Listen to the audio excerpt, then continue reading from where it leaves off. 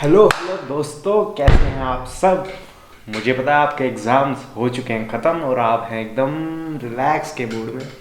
लेकिन आज मैं आपको कुछ ऐसे 5 काम बताने वाला हूं जो आपको एग्ज़ाम देने के बाद 100% you have to make sure you do that and you do not miss them out, ताकि आपको बाद में रिग्रेट ना हो कि एग्ज़ाम देने के बाद काश मैं ये कर लेता तो मेरे साथ ये हो जाता। So without wasting any time, let's get started.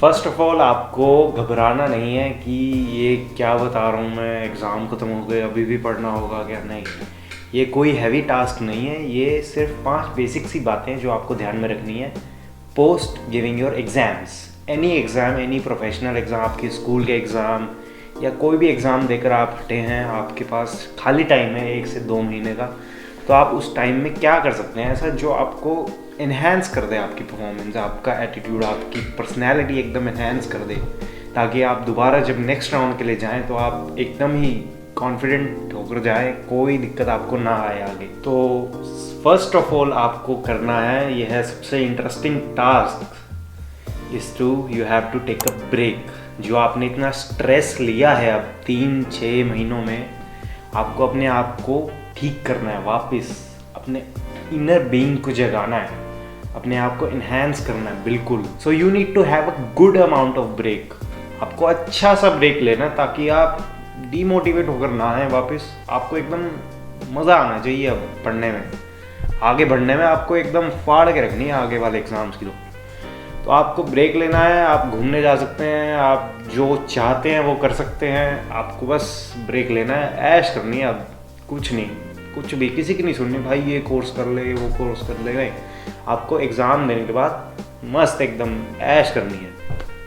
आगे बढ़ते हैं हम। अगर आपका ब्रेक आपने ले लिया है अच्छा खासा, अब आप अच्छा फील कर रहे हैं, आपको आगे कुछ सोचने का मन कर रहा है, तो सबसे पहला काम आप कर सकते हैं कि आपने जो एग्ज़ाम्स दिए हैं उसका परफॉर्मेंस इवैल्यूएशन आप कर सकते हैं कि आपका एग्ज़ाम जो गया है आपने उसमें कैसा एक्सपेक्ट करते हैं कि आप कैसा परफॉर्म करें, आपकी क्या रिजल्ट्स आने वाले हैं, उसका एक इवैल्यूएशन निकाल सकते हैं।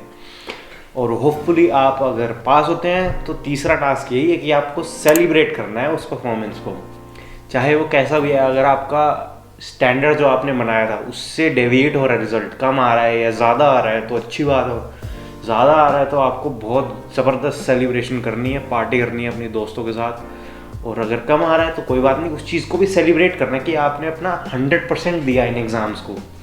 आपको पता चल गया कि इतने से नहीं होगा, आपको और मेहनत करनी होगी इन एग्ज़ाम्स को निकालने के लिए।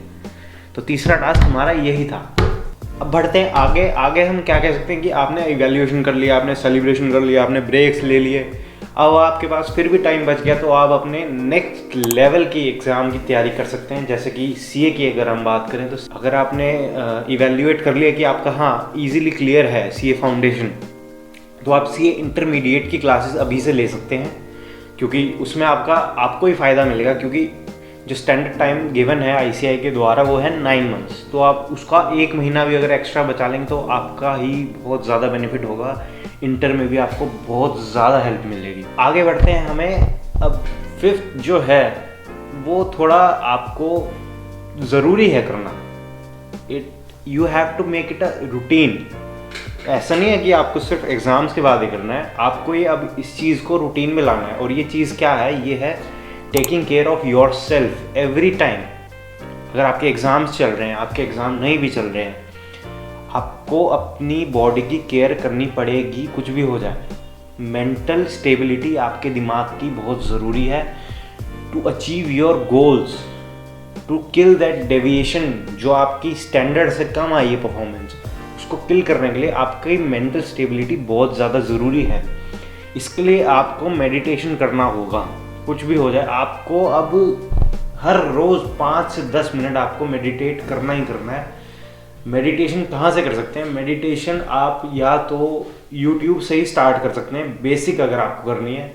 अगर आपको YouTube और इन वेब पे ज़्यादा टाइम वेस्ट नहीं करना है तो आप कहीं पे भी अपने आसपास राजयोगा सेंटर होते हैं, जैसे ब्रह्म कुमारीज हैं, ब्रह्म कुमारी राजयोगा सेंटर आप आसपास पता कर सकते हैं।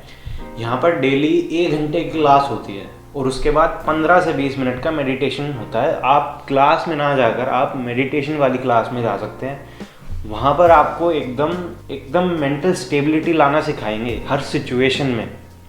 आपको काम कैसे रहना है, आपको अपना बेस्ट कैसे देना है हर टाइम, और आपको एंगर इश्यूज आपके सॉल्व हो जाएंगे। अगर आपको डिप्रेशन है तो वो भी आपका सॉल्व हो जाएगा। आपको कोई भी इशू आ रहा है, आपकी फोकस डिटेरेटेड है, आपका कुछ भी काम ढंग से नहीं हो रहा है, तो आप मेडिटेशन करिए। मैं बहुत ज़्यादा रिकमेंड करता हूँ। अभी से आदत बनाएंगे तो आपको इंटर लेवल पे और फाइनल लेवल पे तो बहुत ज़्यादा काम आएगा, क्योंकि इंटर में आपका बिना मेडिटेशन के दिमाग ख़राब हो जाएगा। इतना प्रेशर आएगा अगर आप बहुत ग्रुप्स देंगे तो आप झेल नहीं पाएंगे। अगर आप मेडिटेशन अभी से करना शुरू करेंगे, आपकी मेंटल हेल्थ थोड़ी स्ट्रॉन्ग होगी ना, तो आप आराम से निकाल लेंगे इंटर कुछ भी नहीं है फिर।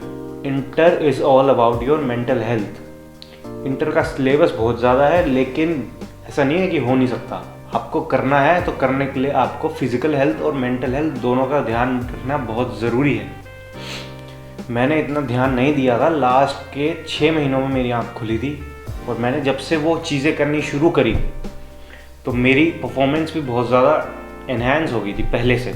और अभी भी मैं आपको यही चीज़ रिकमेंड इसलिए कर रहा हूँ क्योंकि जो रिजल्ट्स मैंने देखे हैं वो रिजल्ट्स आपको भी दिखेंगे, but you have to take that first step by yourself. आपको या तो यूट्यूब पे खुद जाना पड़ेगा। एक ऐप है एटम करके, एटम ATOM। ये भी गाइडेड मेडिटेशन, आप डेली इस पर चलाकर अपने हेडफोन्स लगाकर आराम से बैठकर आप मेडिटेट कर सकते हैं। आपके सारे इश्यूज सॉल्व हो जाएंगे। ये थे 5 टास्क जो आपको करने चाहिए अपने एग्ज़ाम्स देने के बाद, और होपफुली आप इन्हें करेंगे। मैं ऐसे ही आपके लिए यूज़फुल वीडियोस लाता रहूँगा ताकि आपकी आंखें पहले ही खुल जाए। जो चीज़ें मैंने सही इस पीरियड में और जो सॉल्यूशंस मैंने निकाले इन चीज़ों के लिए, वो मैं आप तक पहुँचाने की कोशिश कर रहा हूँ। Thank you so much.